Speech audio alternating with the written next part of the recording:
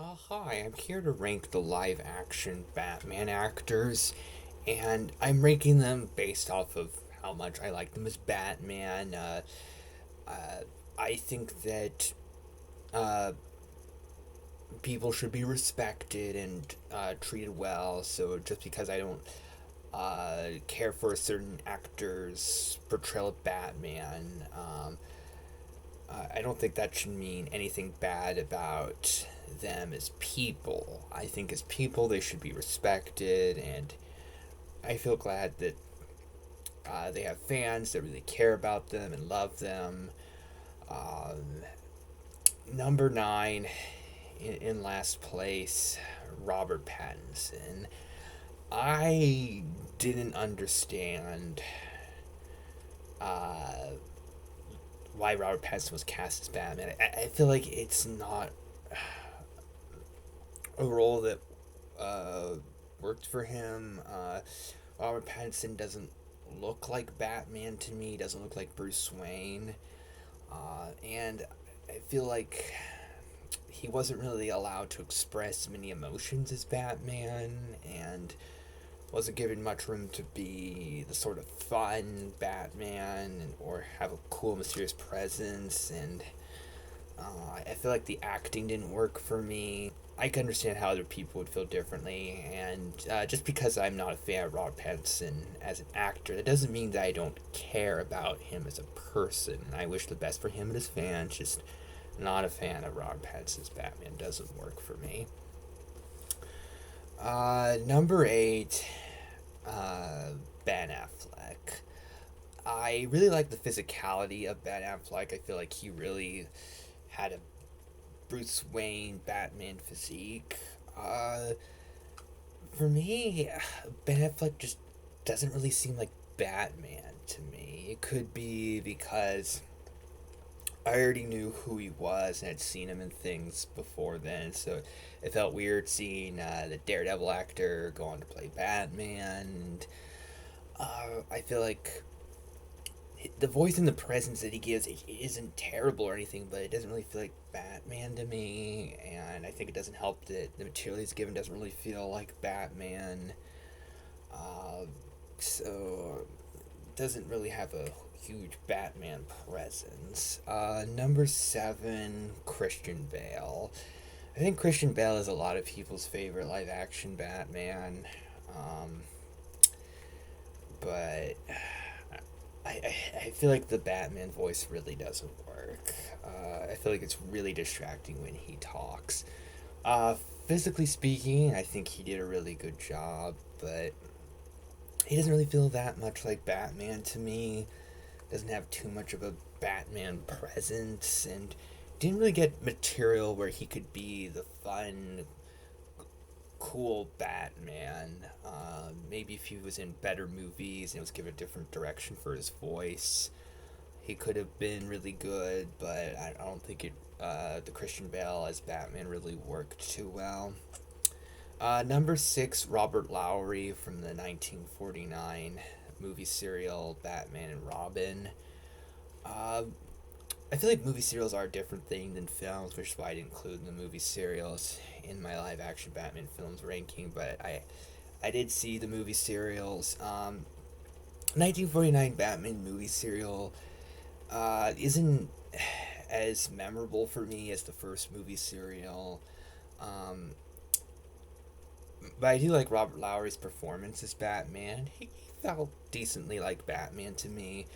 Since the movie series doesn't have the most engaging story, doesn't have a huge amount of memorable moments, I feel like there's a lot of the movie serial that's pretty forgettable for me overall. But Robert Lowry at least worked as Batman. He wasn't distracting for me like the actors that I previously mentioned, so that's cool.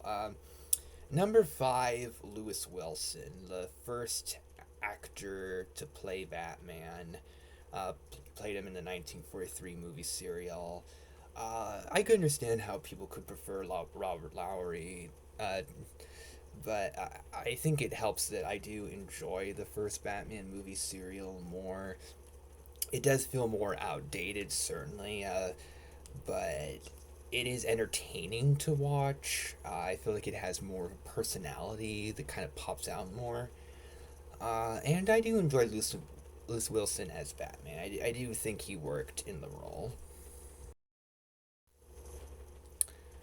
Number four is George Clooney, and I think a lot of people consider George Clooney to be the worst Batman actor.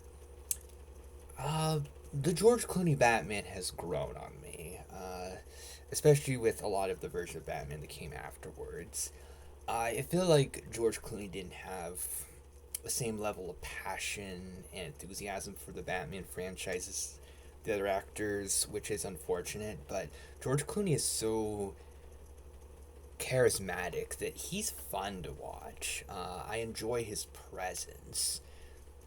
Even if it doesn't exactly feel like Batman to me, I do enjoy seeing him, and I feel like he got material that was fun, where Bruce Wayne could be a little bit more charismatic and he could be a little bit more friendly and have a sense of fun. So I can understand why people wouldn't like George Clooney as Batman. I used to not like him that much as Batman growing up, but I've grown more attached to him as time has gone on. Number three, Val Kilmer. I think that Val Kilmer gave a really good, underappreciated performance as Batman. I love his Bruce Wayne. I think he's so charismatic, so charming, had that great, handsome leading man presence. And I think that Val Kilmer isn't just decent as Batman. I think that he's great in the film. Uh, and I really do wish that Val Kilmer had gotten to play Batman for another film. I feel like he really deserved it, but even with just the one film, Val Kilmer really worked for me as Batman.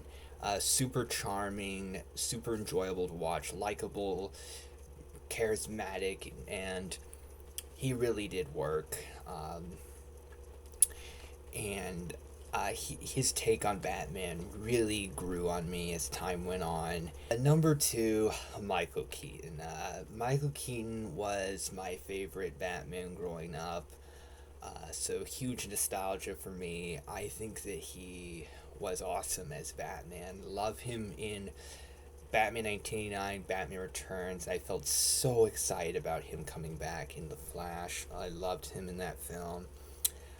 Michael Keaton, I think, is the actor that played a serious Batman the best in live action. I think that for a serious Batman that's not quite as friendly and kind as I would want Batman to be, but still so awesome, so charming, so entertaining, and so cool that it won me over. I think Michael Keaton works so well. I love him as Batman. I think he's so entertaining, so amazing. And I feel like there's a lot of different versions of Batman, so I think that Michael Keaton is the perfect serious live action Batman. And I really have a soft spot in my heart for him because of my nostalgia, but I also think he holds up so well as Batman, and he's really important to me. And he's one of my favorite actors. I love him a lot. And number one, Adam West. Uh, Adam West really felt like the heart of the Batman franchise. I feel like Adam West brought the fun to Batman that really made him pop out the most, made him the most likable. And Adam West and Batman, I think, just went together so perfectly. Adam West is just such a wonderful, charming, lovable actor, playing one of the most entertaining, fun, cool superhero characters. I think it was just such a delight. Adam West, I think, brought more personality to Batman than any actor ever has. And I think that he is the perfect Batman to represent the campier era of Batman from the classic comics. I understand that Adam West Batman doesn't really feel like what Batman's like in modern comics, but for what Batman was for a lot of the 1940s, 1950s, and 1960s, I think that Adam West was perfect for it, and I adore Adam West. I have a huge soft spot in my heart for him. I love him as an actor, I adore him as a person, and